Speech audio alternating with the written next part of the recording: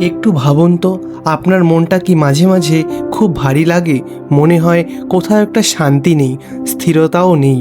জানেন কি, প্রতি সপ্তাহে মাত্র একটি দিন, মাত্র কয়েকটা ছোট্ট কাজ আপনার পুরো সপ্তাহে বদলে দিতে পারে। এই দিনটা হলো মঙ্গলবার।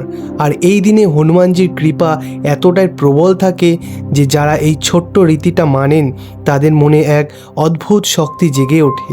মন শান্ত হয়ে যায়, পথও খুলে যায়, ভরসা বেড়ে যায়। আজকের এই ভিডিওতে আমরা জানব মঙ্গলবারের সেই শুভ রীতি ও আচার নিয়ে, যা হাজার বছর ধরে মানুষ মেনে আসছেন। শেষ পর্যন্ত দেখুন, শেষের কথাটা সবচেয়ে গুরুত্বপূর্ণ। মঙ্গলবার কেন এত বিশেষ? মঙ্গলবার মানে শুধু সপ্তাহের একটি দিন নয়, এই দিনটি মঙ্গল গ্রহের প্রভাবে পরিচালিত। আর এই দিনটি হনুমানজির সবচেয়ে প্রিয় দিন। শাস্ত্রে বলা আছে, হনুমানজি প্রতি মঙ্গলবার ভক্তদের ডাক শোনেন। যে মন থেকে তাকে ডাকে তার কাছেই তিনি ছুটে যান। অনেকেই জানেন না, মঙ্গলবারের এই একটি ছোট্ট কাজটি জীবন বদলে দিতে পারে। হনুমানজি কে? আমাদের কাছে তিনি কিভাবে আছেন? হনুমানজি শুধু শক্তির প্রতীক নন, তিনি হলেন বিশ্বস্ততার প্রতীক, ভক্তির প্রতীক এবং সেবারও প্রতীক।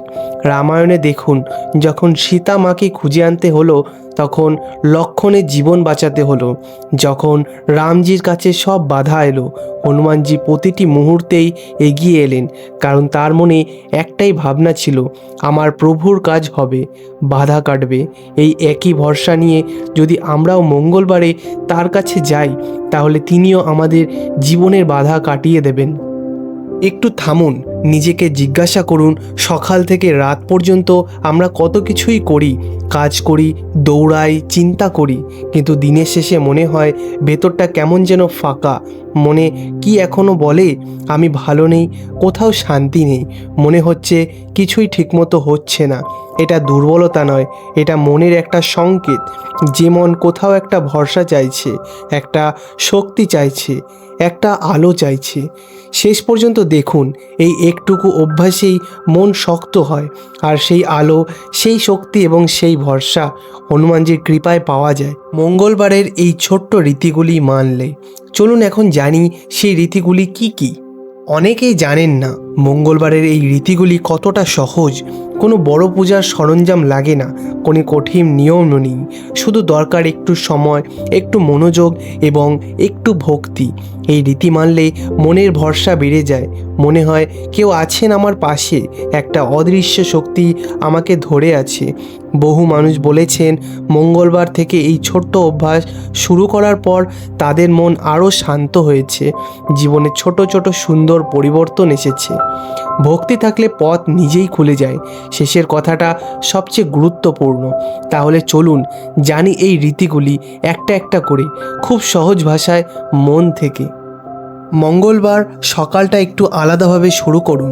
যদি পারেন একটু ভোরে উঠুন, স্নান করুন, পরিষ্কার পোশাক পরুন। শরীর পরিষ্কার হলে মনও হালকা হয়ে যায়, আর পরিষ্কার মনেই হনুমানজির কৃপা সহজেই আসে। হনুমানজির নাম জপ করুন, এটাই সবচেয়ে সহজ এবং সবচেয়ে শক্তিশালী রীতি। মনে মনে বলুন, জয় হনুমান বা জয় বজরংবলী। চোখ বন্ধ করুন, শ্বাস নিন, মনে মনে হনুমানজির চেহারাটি ভাবুন, সেই শক্তিশালী দয়ালু মুখটা, যিনি সব সময় ভক্তের পাশেই আছেন। মাত্র 10 থেকে 15 মিনিট এই নাম জপ করুন, মন একদম শান্ত হয়ে যাবে। এইটুকু অভ্যাসেই মন শক্ত হয়। বিশ্বাস না হলে একবার করেই দেখুন। হনুমান চালিসা এটা শুধু একটি প্রার্থনা নয়, এটা একটি শক্তির উৎস। এর প্রতিটি লাইনে এক অদ্ভুত শক্তি আছে। যখন আমরা এটা পড়ি বা শুনি, মন ধীরে ধীরে স্থির হয়, ভেতরে একটি গভীর প্রশান্তি আসে। যদি মুখস্থ না জানেন, সমস্যা নেই, ইউটিউবে হনুমান চালিসা চালিয়ে দিন, চোখ বন্ধ করে শুনুন এবং মনে মনে ভাবুন এবং অনুভব করুন। একটু সময় চুপ করে বসুন, দিনের মধ্যে মাত্র 5 মিনিট কোথাও শান্ত হয়ে বসুন, ফোন রাখুন, সব ব্যস্ততা রাখুন, শুধু অনুভব করুন হনুমানজি আপনার পাশেই আছেন, তিনি আপনার চিন্তা শুনছেন, তিনি আপনার কথা জানেন। এই বিশ্বাসটাই সবচেয়ে বড় প্রার্থনা। শেষ পর্যন্ত দেখুন, সবচেয়ে গুরুত্বপূর্ণ একটি কথা একটু পরেই বলছি। কাউকে সাহায্য করুন। হনুমানজি সেবার দেবতা, তিনি সারা জীবন সেবা করে গেছেন।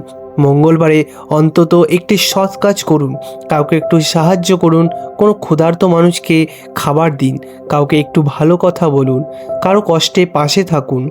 এই ছোট্ট কাজটি হনুমানজির সবচেয়ে প্রিয় পূজা। রাতে ঘুমানোর আগে কৃতজ্ঞতা জানান। দিনের শেষে ঘুমানোর আগে চোখ বন্ধ করুন, মনে মনে বলুন, হনুমানজি, আজকের দিনের জন্য ধন্যবাদ, তুমি আমার পাশে ছিলে, আমি কৃতজ্ঞ। এই কৃতজ্ঞতাটাই মনের এক গভীর প্রশান্তি আনে, ঘুমটাও ভালো হয় আর পরের দিনটা আরও সুন্দর হয়ে ওঠে। এখন একটা কথা বলি, যেটা শুনলে হয়তো অবাক হবেন। এই যে রীতিগুলি বললাম, এগুলো করার জন্য অনেকে মন্দিরে যেতে হবে না, বড় কোনো পূজা করতে হবে না, অনেক টাকাও খরচ করতে হবে না। শুধু দরকার একটু সময়, একটু মনোযোগ আর একটু ভক্তি। এই একটুকু অভ্যাসেই মন শক্ত হয়ে যায়। ভক্তি থাকলে পথ নিজেই খুলে যায়। আর শেষের কথাটা একটু পরেই বলছি। অনেকে মনে করেন ভগবানের কৃপা পেতে হলে অনেক বড় কিছু করতে হয়, কিন্তু হনুমানজি এত বড় মনের দেবতা, তিনি ছোট মনের ছোট ভক্তির কদর সবচেয়ে বেশি করেন। রামায়ণে হনুমানজি বুকে রাম ও সীতার নাম লিখে দেখিয়েছিলেন, মানে তার হৃদয়ে শুধু ভক্তি আর প্রেম। আমরাও যদি সেই একটুকু ভক্তি নিয়ে যাই, তিনি আমাদের কখনোই ফেরান না। এখন সেই কথাটাই বলবো যেটার জন্য এতক্ষণ অপেক্ষা করালাম। জীবনে যাই হোক, যতই কষ্ট আসুক, যতই বাধা আসুক, আপনি একা নন। হনুমানজি সব সময় আছেন। তিনি জানেন আপনার কষ্ট, তিনি দেখেন আপনার সংগ্রাম, তিনি অনুভব করেন আপনার মনের কথা। আর যে মন থেকে তাকে ডাকে, তিনি তাকে অবশ্যই সাড়া দেন। মঙ্গলবার শুধু একটি দিন নয়, এটি একটি সুযোগ নিজেকে হনুমানজির কাছে নিয়ে যাওয়ার, নিজের মনকে শান্ত করার, নিজের আত্মাকে শক্তি দেওয়ার। এই সপ্তাহ থেকেই শুরু করুন, আসছে মঙ্গলবার থেকে। মাত্র এই ছোট্ট রীতিগুলি মানুন, মন থেকে ভক্তি নিয়ে, এবং দেখুন ধীরে ধীরে মনে একটি আলো জ্বলে আসবে, জীবনে একটা গভীর শান্তি আসবে, ভেতরে একটা শক্তি জাগবে। কারণ হনুমানজির কৃপা কখনো বৃথা যায় না, ভক্তি কখনো বৃথাও যায় না।